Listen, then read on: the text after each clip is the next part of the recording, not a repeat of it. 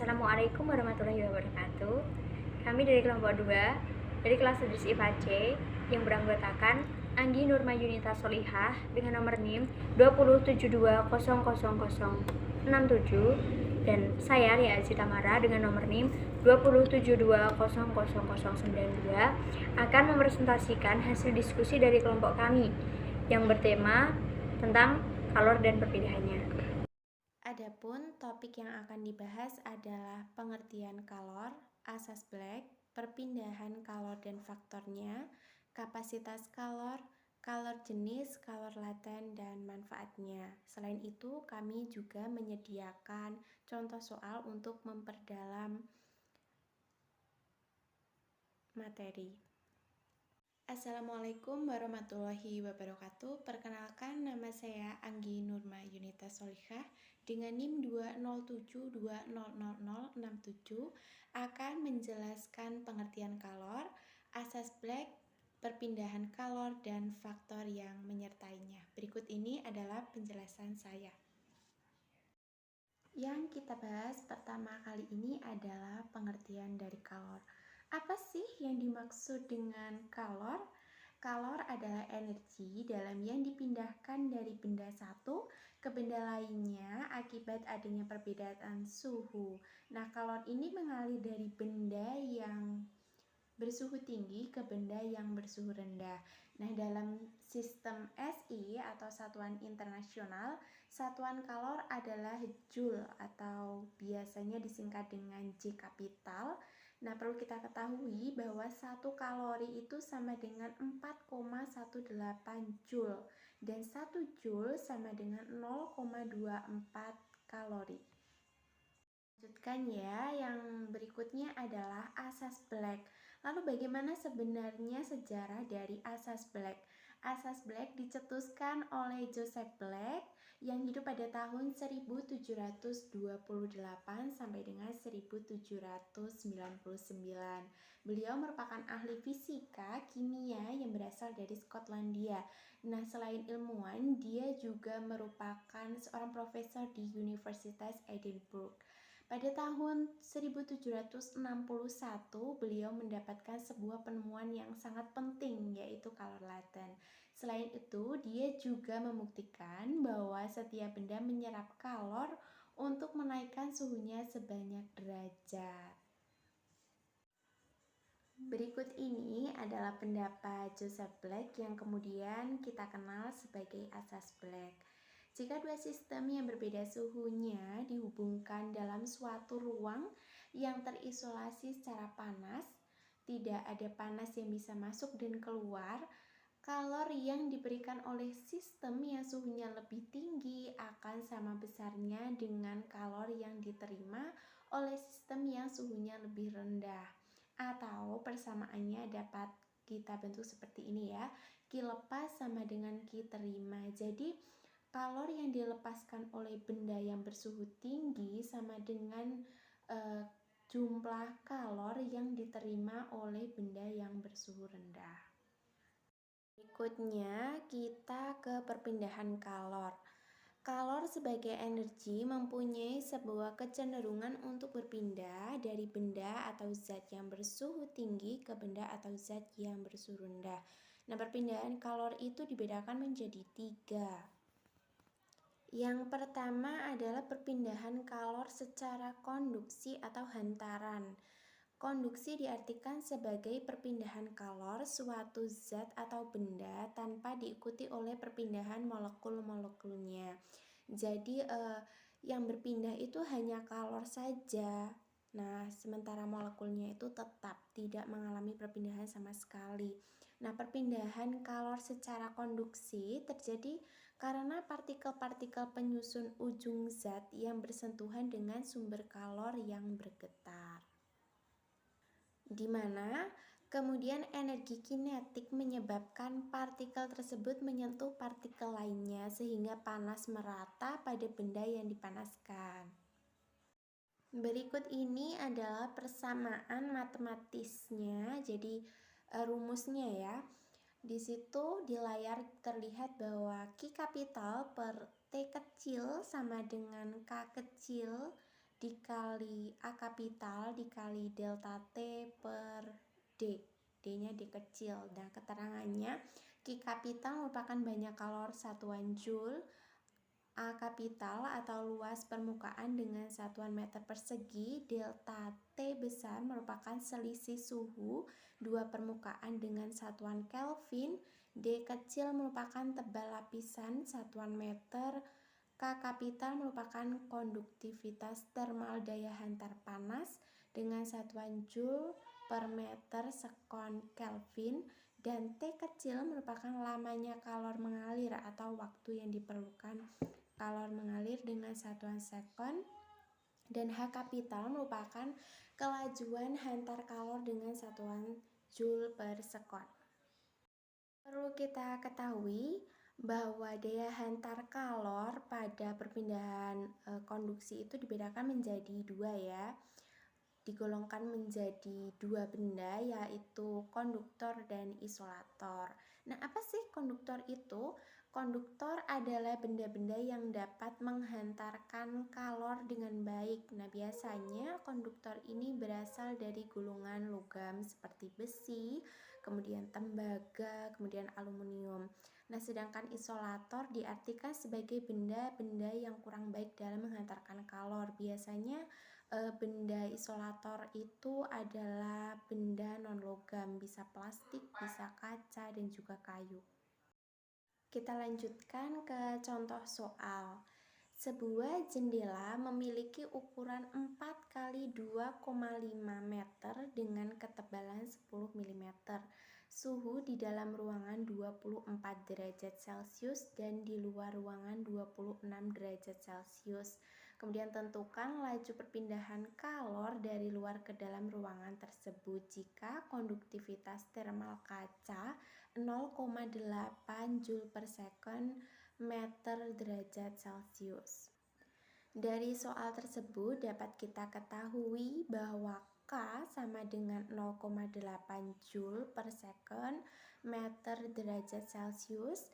Kemudian A atau luas permukaan dua benda 10 meter persegi, delta T sama dengan 2 derajat Celcius diperoleh dari suhu di luar ruangan dikurangi suhu di dalam ruangan. Kemudian L sama dengan 10 kali 10 pangkat min 3 meter. Yang ditanyakan adalah H kapital.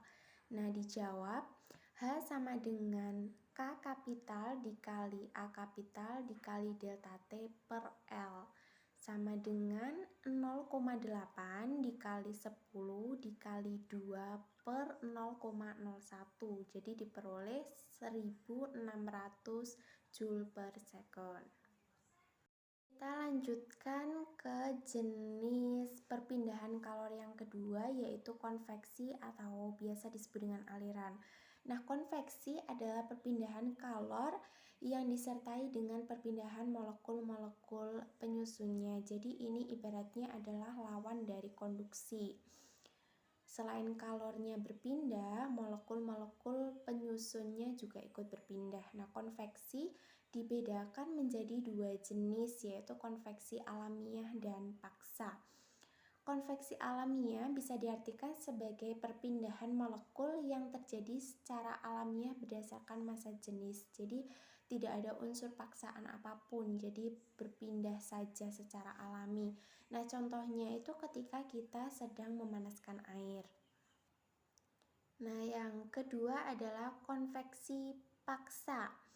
Konveksi paksa dapat diartikan konveksi yang terjadi karena adanya paksaan. Nah, pada konveksi ini fluida, cairan atau gas yang telah dipanasi dipaksa untuk bergerak ke tujuan tertentu. Nah, misalnya pada saat kita menggunakan hair dryer, nah dari hair dryer itu kan keluar udara panas ya. Nah, itulah yang disebut dengan konveksi paksa.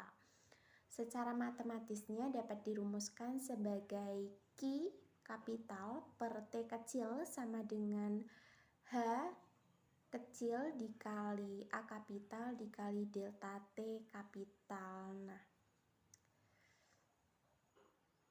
di mana H kecil merupakan koefisien konveksi.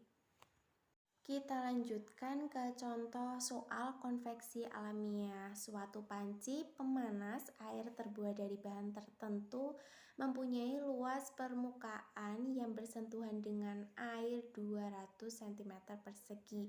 Jika suhu bahan tersebut 90 derajat Celcius dan suhu air 80 derajat Celcius, kemudian menghasilkan jumlah kalor yang dipindahkan secara konveksi per sekonnya sebesar 0,8 Joule per sekon, maka hitunglah besar nilai koefisien konveksi bahan tersebut.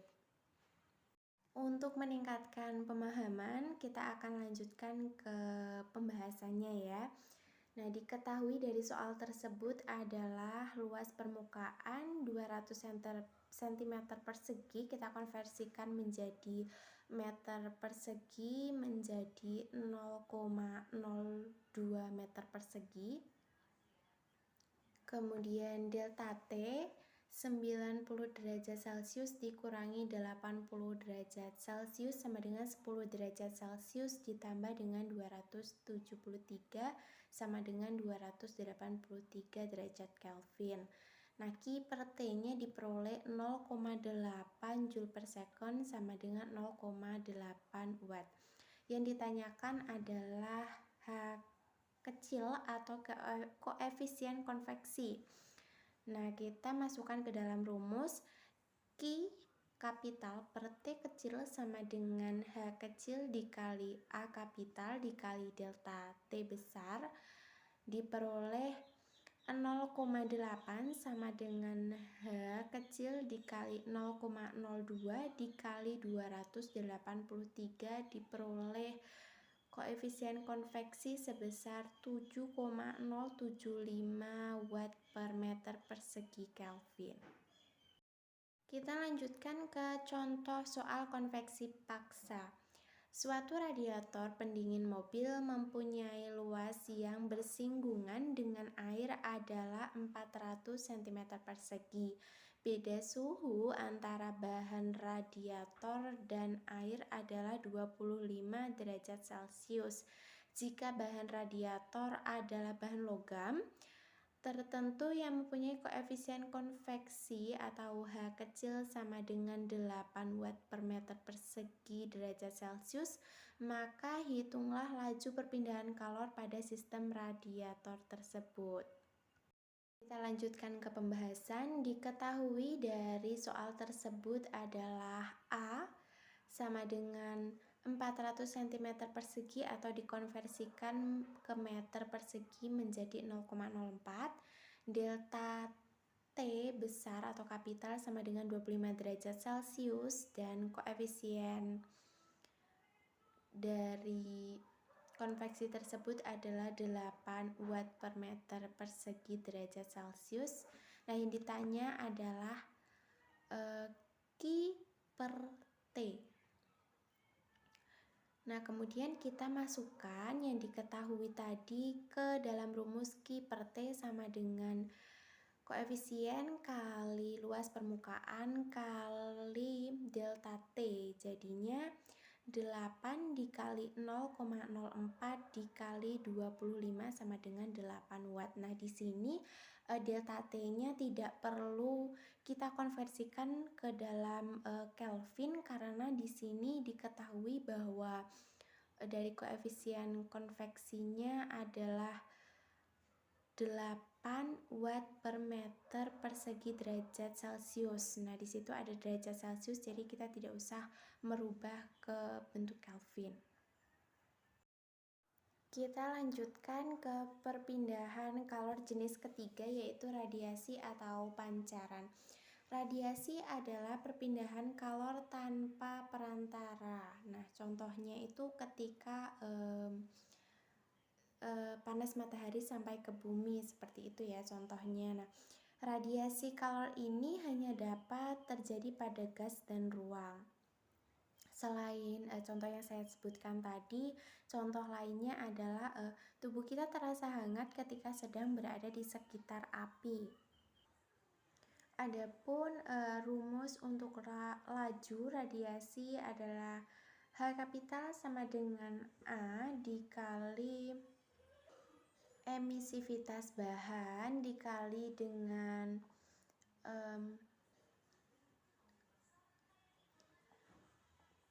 dengan tetapan Stephen Boltzmann dikali A atau luas permukaan dikali suhu pangkat 4. Nah, sedangkan untuk energi saat radiasi atau P sama dengan E kali tetapan Stephen Boltzmann dikali luas permukaan benda dikali T pangkat 4. Kita lanjutkan ke contoh soal. Sebuah bola tembaga memiliki luas 20 cm persegi, selanjutnya dipanaskan sampai berpijar pada suhu 127 derajat Celcius apabila emisivitas bahan adalah 0,4 dan tetapan Stephen Boltzmann adalah 5,67 dikali 10 pangkat min 8 Watt per meter persegi Kelvin pangkat 4, maka hitunglah energi radiasi yang dipancarkan oleh bola tersebut setiap sekonnya. Nah, dari soal tersebut diketahui bahwa A sama dengan 20 cm persegi. Dilanjutkan kita konversi ke bentuk meter persegi menjadi 0,0002 meter persegi. T sama dengan 127 derajat Celcius, kita konversi ke Kelvin menjadi 400 derajat Celcius, dan emisivitas atau E sama dengan 0,4, kemudian tetapan Boltzmann dan Stephen adalah 5,67 kali 10 pangkat min 8 Watt per meter persegi Kelvin pangkat 4. Kemudian ditanyakan adalah energi atau P kapital. Nah, dapat kita jawab dengan cara memasukkan semua yang diketahui tersebut ke dalam rumus P sama dengan emisivitas dikali tetapan Stephen Boltzmann dikali luas permukaan dikali suhu atau T pangkat 4. Kemudian diperoleh 0,4 dikali dalam kurung 5,67 dikali 10 pangkat min 8 dikali 2 kali 10 pangkat min 3 kemudian dikali 400 pangkat 4 diperoleh hasil 1161,23 kali 10 pangkat min 3 Watt atau kita sederhanakan menjadi 1,2 Watt. Selanjutnya kita akan membahas mengenai faktor-faktor perpindahan kalor. Yang pertama adalah perpindahan kalor secara konduksi. Itu disebabkan oleh 4 faktor yang melatar belakangi. Yang pertama adalah beda suhu. Yang kedua adalah jarak antara kedua permukaan. Yang ketiga luas permukaan. Dan yang keempat adalah konduktivitas termal. Sedangkan konveksi dipengaruhi oleh 3 faktor. Yang pertama ada luas permukaan benda, kemudian perbedaan suhu, dan yang ketiga adalah koefisien konveksi. Sedangkan radiasi dipengaruhi oleh faktor suhu, luas permukaan, dan emisivitas benda. Kalor jenis. Kalor jenis adalah banyaknya yang diperlukan untuk menaikkan suhu sebesar 1 kg zat sebesar 1 K atau 1 derajat Celcius. C sama dengan M delta T Hi. Keterangan: C merupakan kalor jenis, M merupakan massa benda, delta T merupakan selisih suhu, sedangkan Hi merupakan banyaknya kalor. Contoh soal: air sebanyak 100 gram yang memiliki temperatur 25 derajat Celcius dipanaskan dengan energi sebesar 1000 kalori. Jika kalor jenis air 1 kal per G derajat Celcius, tentukanlah air setelah pemanasan tersebut. Diketahui M sama dengan 100 gram, TO sama dengan 25 derajat Celcius, cair sama dengan 1 kal per G derajat Celcius, Hi sama dengan 1000 kal. Ditanya delta T, jawab Hi sama dengan MC delta T. Delta T sama dengan 10 derajat Celcius.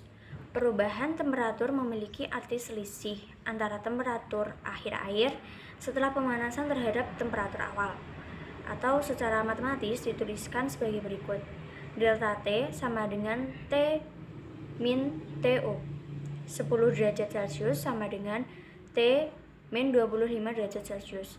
T sama dengan 35 derajat Celcius. Jadi, temperatur akhir air setelah pemanasan adalah 35 derajat Celcius. Kapasitas kalor. Apa sih yang disebut dengan kapasitas kalor? Kapasitas kalor adalah banyaknya kalor yang diperlukan untuk menaikkan suhu benda sebesar 1 derajat Celcius atau 1 K. C itu merupakan kapasitas kalor.